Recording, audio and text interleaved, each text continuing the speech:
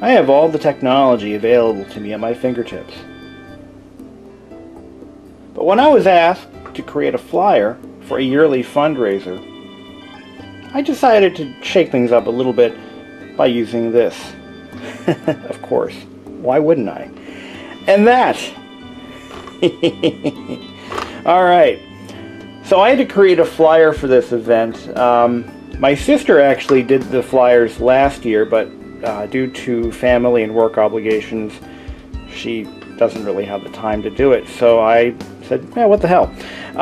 So I went and I downloaded a nice fresh copy of Publisher 97 and immediately set to work. Alrighty, so let's go ahead and open up the flyer that I already made the flyer essentially. I just need to make a few final changes to it and see how that goes. So we're running this, by the way, on a Pentium 233. That's the Pentium 1, not even a Pentium 2. The machine was built sometime in about 1997 or so. It's been upgraded slightly since then, but not very much. So here's our flyer. We're going to change the view to a full size, full scale mode, actual size. Why am I using Publisher? Because I kind of like the nostalgia of old Microsoft productivity apps. I think they're unique in their own right. So I came up with a slogan for this year's flyer, and that is, nobody deserves to suffer in silence. This is a Crohn's disease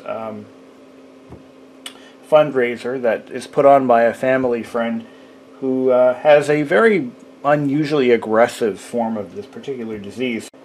Alright, I've made all the changes that I'm going to make for this particular flyer, fine-tuned a few things, and I've changed the entire opening paragraph, adjusted some graphic sizes, you know, that kind of stuff. So here's what we got. Crohn's disease and colitis affect roughly 1.6 million Americans. This is a lifelong illness that is just one of many invisible diseases that are not always obvious to the friends and family of the affected individuals. But to the affected, the suffering is all too real.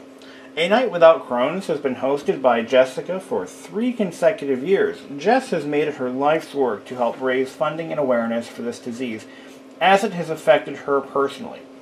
Please join Jessica for her 4th annual fundraiser to help all who suffer from this illness lead better lives through advancing medical research and awareness. That's better. What do we got here? The festivity list is the same. I just changed the font size of the header so it's bigger, or that thing, so it's bigger, and also changed the when and where stuff so that it properly reflects. I've also added some contact information for the president of this particular event, so, or the host, if you will. All right, on to the printing. The ultimate in-home publishing center for 1997 must also include a world-class printer. Although technically a slightly newer printer than 97, the HP DeskJet 840C will do the job just fine. I've loaded it with lavender paper. It's actually more of a violet paper. And we're going to just run off a couple of copies. This will be a time-lapsed printout, so I'm going to include a clock so it will demonstrate how long this actually takes on older hardware. So let's get that all set up and see what happens. Alrighty then, so we're going to go to File and Print. I'm going to do 30 copies.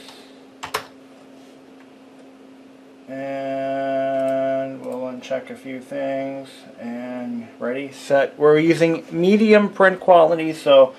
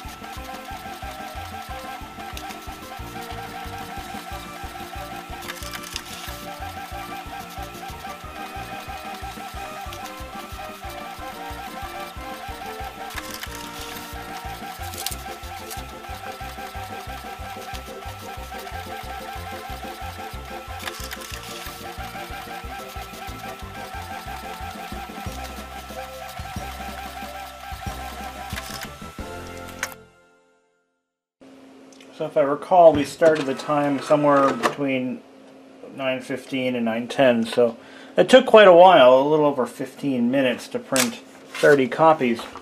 But there you have it. Each one, though, looks really clean. That printer did a fantastic job in printing these. So these are ready to be handed out to whoever wants them.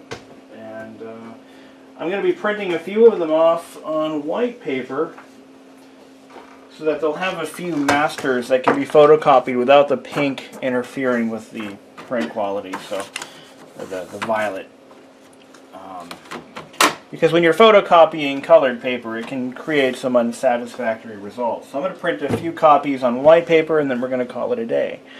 So that's it. That is putting a vintage computer back to work just as it had worked in 1998 or so.